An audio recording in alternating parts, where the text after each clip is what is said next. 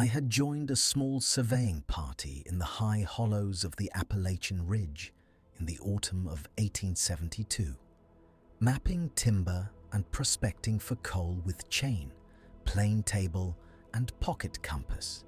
That night, our instruments and our courage proved inadequate to explain what broke the valley's silence. We were 5 men sent by the county to lay out a stretch of ridge and hollow in western Appalachia. 2 chainmen, Harris and Little, a topographer named Beaumont who kept a retractable plane table strapped to his breast, a mule driver called Jonas, and myself. Our pack mules walked in a line like a slow prayer, each pannier wrapped in oilcloth against the drizzle and cold. We carried a Gunter's chain, a stout pocket compass, spare needles, tallow candles, a bottle of spirits for the lamp, and my leather-bound field book, in which I copied bearings and trees by lamplight beneath a tin lantern each evening. The work was plain and honest. We measured timber lines, paced out the coal seams as Beaumont sighted from the higher benches, and set stakes where geography and ledger required them. The chainmen struck the heel-pin and sang out the Count Harris. Taller, manhandled the chain. Little watched the plumb, and Beaumont drew the angles upon his plane table with a steady, inked rule. I kept the daily tally: bays of chestnut blight, bluffs of shale, the locus of a small run where the coal seam showed a black edge. The compass gave bearings that were invariably skewered by the magnetics of the ridge we learned to cross by sun and notch, to trust the horizon more than the needle when the cloud lay low. Autumn came with thin frost that mornings, and the smell of wood smoke that evening. The hollows held a damp breath. We made camp on a shelf of broken shale beneath a stand of short oaks and set the lantern upon a flat stone. Jonas tended the mules and salted a bit of pork, while Beaumont set the plane table and tested the retracting arm. Harris cleaned the chain. Little read back the day's distances aloud in a voice grown smaller than the wind, and I copied the numbers into my book by lamplight, the nib leaving dark marks that shone when I tilted the page toward the flame. Around the second night, the ridge settled into a hush, broken only by our small noises: the scrape of a boot, the rustle of oilcloth, the soft chew of a mule. I remember the cold pressing its fingers into the lantern glass and the sound of distant water running like a silver thread. It was after supper, after the lines had been drawn and the day's entry sealed with a smudge of wax, when the first sound came. We had all paused in our tasks. The sound rolled from the hollow, like the beginning of a chiming, but not like any chime I had known. It rose in a long, mournful note, and then fell into a succession of cries that were too high, too brittle for bear, and too low for fox. It carried with a strange clarity, as if the very air had been tuned to let it pass. Jonas hollered softly, "What manner of hound is that?" Harris spat and swore it was a wandering dog, until the sound returned and made his words seem childish. Beaumont put a hand to his plane table as one might steady a vessel in bad seas. The mules bristled and stamped, showing the whites of their eyes in the lantern glow. Little, who had spent his life on ridges, crossed himself without speaking. We listened to the valley answer with echoes that came back altered, lengths and harmonics that made my teeth ache. I rose and fetched the pocket compass out of my coat, not because I trusted it, but because a man will handle what he knows when confronted with what he does not. The needle trembled, and then fixed. Our bearings lay unchanged, our camp unshifted, yet the sound moved as if it were living among the trees. Then, For a moment between two notes, I thought I caught pale movement upon the next rise, a smear of something light against the darker trunks, not the glint of eyes, but of hide that took the moon oddly.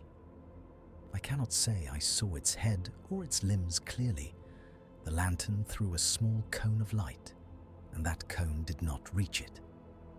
We did not speak plainly of that sight.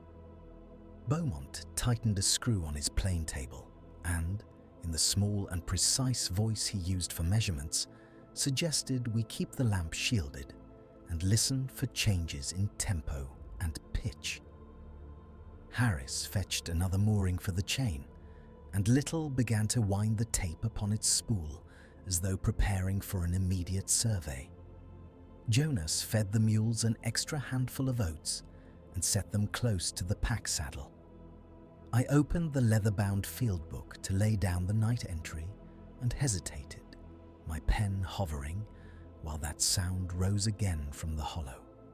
A note that was not bear nor hound, which threaded through the trees and stopped us, all of us, with our hands upon the known things. The valley listened. We listened. And then, when the cry came clear and nearer, I closed the book and let the ink dry on the page, not willing to name what followed. I cannot say when the unease hardened into purpose. Perhaps it was the way the men checked the chain and the compass with fingers that did not obey, or the way Harlan laughed without humor. We had eaten from the camp kettle, salt pork and hardtack, and boiled coffee in a tin pot. The canvas tent was pegged, the gunter's chain coiled at the horse's halter, and the plane table lashed to a young sapling. We kept the surveyor's compass and field book within the tent's mouth, as men who meant to work at first light. Moonrise came through hemlock boughs slow. Mist pooled in the hollows like cold breath. The logger at the last trading post had warned us of a strange cry heard up the ridge at moonrise. The men joked as we set the fire, but the jokes were short and without heat. At the first drawn moon, the cry came. It rose from the ridge above us, a single long wail that neither matched the hounds nor the foxes I had heard. It carried an inverted cadence, high and thin, and it hung between trees like smoke. The pack horse pricked his ears and shuddered. Harlan set down his tin cup and said, "Devil or dog?" No one laughed. We searched the margin of the lantern light, pushing beams over trunks and into rhododendron thickets. The mist swallowed the glow. At the edge of the light, a shape moved, paler than bark, slender and larger than a fox. It stepped with an awkward deliberation, as if measuring gaps between sapling and stone. When it halted, it turned its head toward us. The lantern slipped from my hand. There was no plain face, only two bright slits that caught the light, and a paleness where fur or skin might have been bleached. Moss, the youngest, laughed and stepped from the maples to throw a stick. The stick struck nothing. The creature answered with a long, low sound that shook leaves. Then I saw the prints, pressed into damp moss around the fire. They were larger than a man's foot, splayed, with blunt impressions suggesting long claws. The prints circled about 5 yards from the tent and then ran up the slope toward the ridge, as if the maker had paced us and selected a watch. We fired twice into the air. The rifles thundered, and the hollow stilled. The cry returned, nearer now, seeming to answer from the very edge of camp. We found tufts of pale hair snagged on rhododendron branches, fine as spun wool and colder than the night. Harlan swore softly. No man spoke of abandoning the survey, but work felt suddenly fragile, an arrangement of pins and paper before something patient and large. We set watches. I took the first, sitting with my back to the plane table hand on the Gunther's chain, listening to the wood breathe and my own breath. At times, I told myself naturalists could name the noises: a lone wolf, a sick bear, an old buck. Yet the hair at my neck lifted, for the cry bore an afterpulse like a voice learning to sound hollow. Moss took a lantern and followed the prince up the slope until the mist took him. The air closed in his footfalls became indistinguishable from the answering call. I called his name, and he did not answer. By dawn, we had marked the tree line and noted where the prince ran into the scrub. We were 3 days' work from the nearest trading post. Turning back would have cost months of labor and hungry creditors. Still, none of us slept. Noon closed the sky, and rain threaded the boughs. That afternoon, while we tended the plane table, a single long call floated down the hollow and stopped us all. It was nearer than before. We shouldered instruments and climbed the ridge toward the sound, ropes and chain in hand, plane tables set ready ahead. Before the full moon rose, we found concrete signs: tufts of pale hair snagged on a beech sapling, elongated impressions pressed into the clay of a stream bank, and a bent tripod where our theodolite had been knocked down during an interrupted observation. My pocket compass wavered over a seam of magnetite along the ridge, and the mule driver swore the animal shied at a sound like no known beast. We set the chain and tape across the ridge, noting bearings and putting down stakes as protocol required. But the ordinary rhythm of our work felt undermined by attention from somewhere unseen. I remember instructing Jameson to record the azimuth twice and to take the vernier reading. As I righted the instrument, the brass smelled of grease and iron and would not sit true until I dug the tripod feet into firmer ground. When I crouched to steady it, the mule stamped. The driver cursed softly, and from down the hollow there came a low extended note that lifted the hair along my forearm, though no wind moved the leaves. We followed the bank impressions where the clay had been pressed and slid into ovals, far larger than a hound's track, elongated and marked at one end as if by a scraping motion. The tufts of pallid hair were wiry and coarse. They felt colder to the touch than hair should amid the warm autumn air.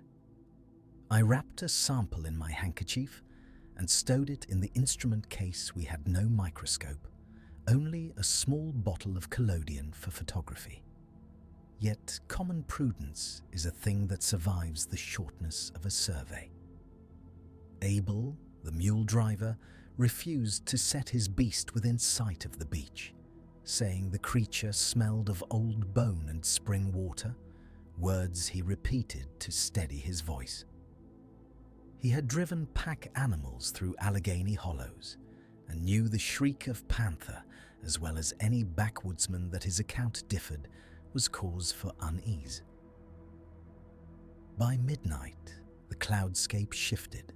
The moon had not yet cleared the eastern oaks, and a white mist lay like a shroud in the valley. We banked the fire to coals, wrapped our oilcloth and wool about us, and took turns at the watch. The small party huddled to conserve warmth and to keep count of time. Our stores were modest: salted pork, hardtack, a small ham of cheese, biscuits, a keg of spirits, and our instruments: chain, tape, plumb bob, compass, and the brass theodolite. Every so often, I consulted my pocket compass each time the needle trembled as if uncertain, the magnetite seam beneath the ridge drawing it off true. We moved by measured rods the following day, following contour and grade, and twice we found fresh notches where saplings had been split and rubbed flat, as if a large hand had sought purchase. The theodolite's tripod groaned the second morning. One leg bore a fresh bend that Jameson said he had not seen when he set up before fetching the chain.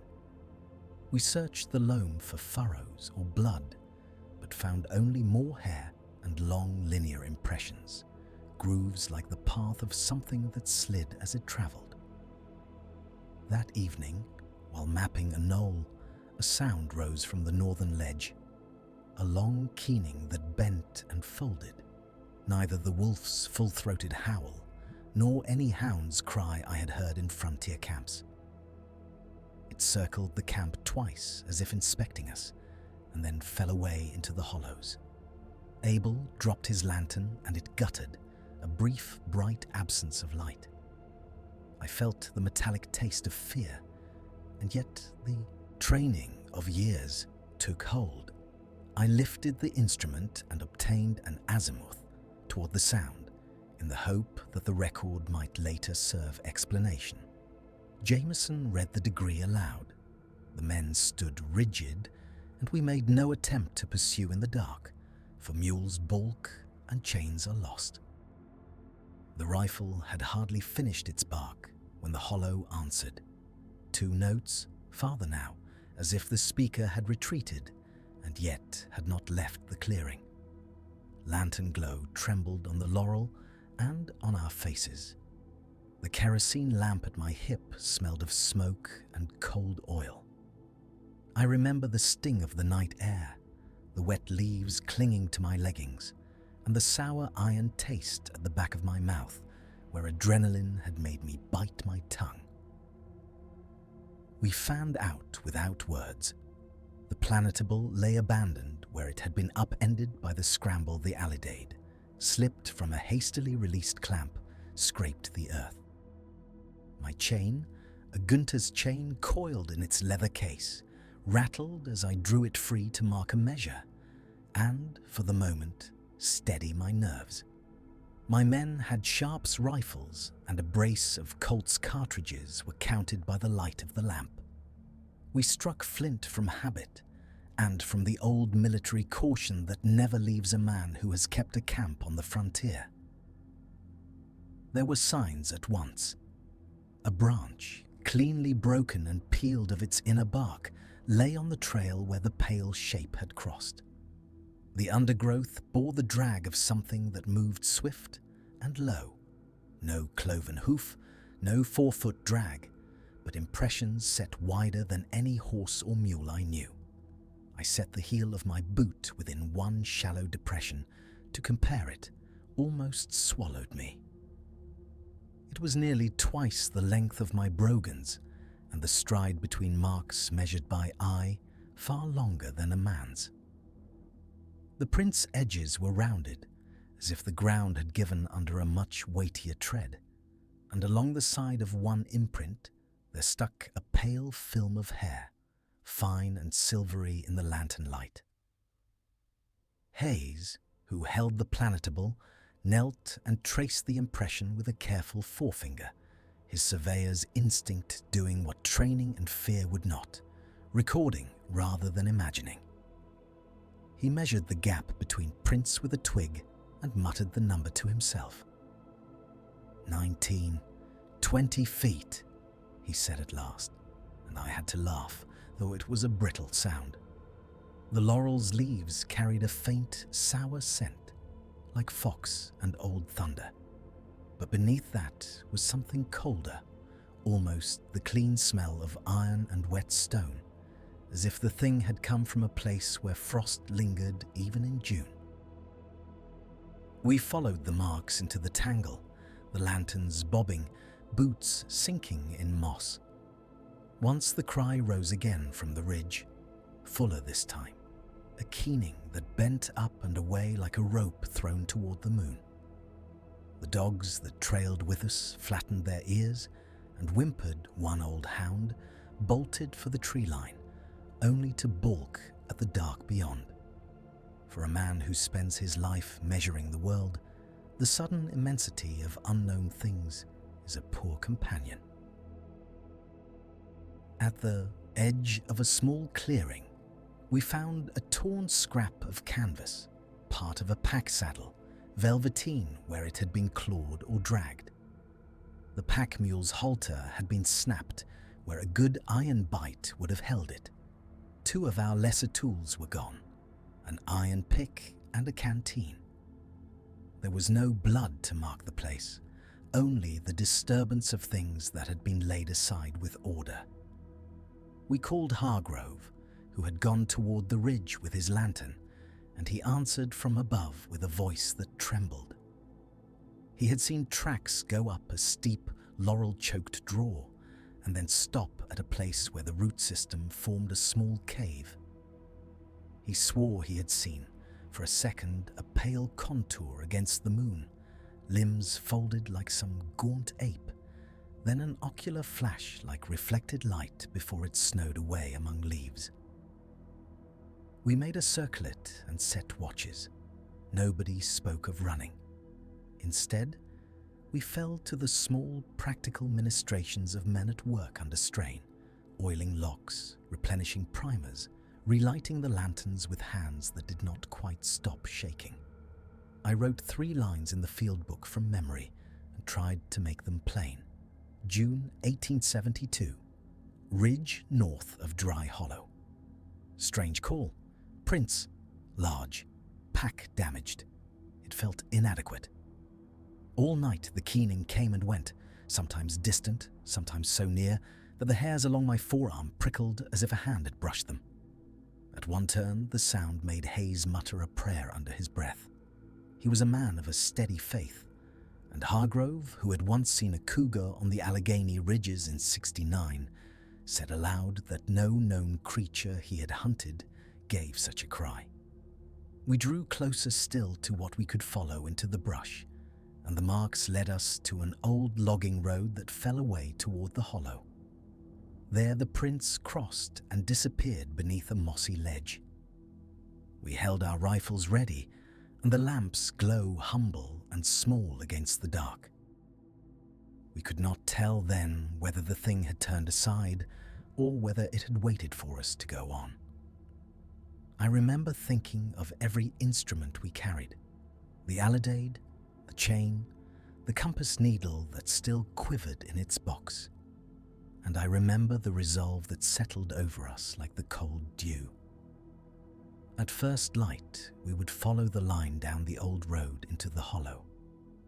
The moon moved to the west, and the last cry that night rose like a question without answer, sent up the ridgeline, and was not answered by any human voice.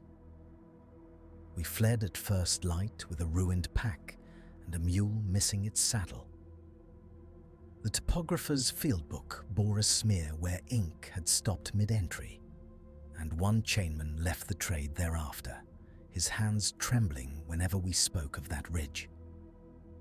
My own report to the county clerk was met with polite disbelief, but the name the locals gave it, the Pale Howler, lived on in whispered warnings, and the hollow kept its secret. A night in 1872, when surveyors with compasses and chains could only record a howl and a vanished figure on their ledger pages. We had gone into Little Hollow to run a boundary line, simple work by the standards of the district. Bearings taken by a brass compass, a 66-foot Gunter's chain, pegs and stakes, a penny lamp for low light, and the topographer's quill kept oiled in a tin. Our provisions were plain: hardtack, salted pork, coffee in a cloth bag, and 2 small flasks to warm joints on damp nights. The mule had carried our packs without complaint until that slope where the trees opened and the hollow yawned like a wound. The evening was warm with rain gone. An hour before the ground gave a wet scent that rose and lay about us. We set a small fire, checked knots and the chain, tightened the mule's girth. The topographer made his last entry as the penny lamp guttered. I can still see the curl of his hand closing the book and the smear where the ink ceased. It began with a sound like a distant wolf, but stretched and hollow, carrying up from the bowl of the hollow and scraping among branches. We listened. The topographer folded his hands around the book. One chainman laid his palm upon the Gunther's chain and did not speak.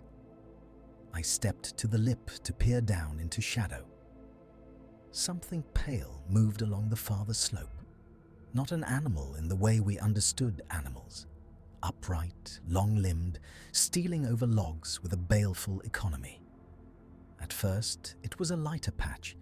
Then it raised a head that was too narrow, a face I could not name, and gave a cry that set the marrow cold. It was a note deep and drawn like a trombone, and a wolf at once, and it answered the silence with a sequence as if it counted us. I fired one shot into where the pale had been. The report answered in an emptiness. Leaves trembled, and a stillness rushed in like a closing door. The topographer's last line on the open page broke, and the ink bled into a dark blot. The letters finished no sentence. The mule, startled, bolted, and later we found its saddle abandoned upon a rock shelf below. We retreated by compass and the sliver of moon, boots slipping in damp leaf mould, each man keeping the other by touch more than talk. We walked without sleeping until the lane opened and a tavern sign offered light and stew. The chainman who had marked the far end of the line would not take up surveying again. He worked stables, and he would flinch at night when a hound bayed. I filed the formal notes at County Hall, listing stations, bearings and distances with the care a clerk expected. The field book, its final pages smeared, I kept folded in my chest for years. Men who had sat a lifetime on porches nodded and dismissed the tale the older women crossed themselves and said the hollow had its own reckonings. Boys were told to keep away from that ridge after sundown. Sometimes at night, when the wind comes down through the pines, I think I hear that counting cry, and I set my hand upon the field book out of habit. The line we failed to close remains a blank among the county measures, an omission that speaks, if one listens for the hollows, slow, deliberate breath, still.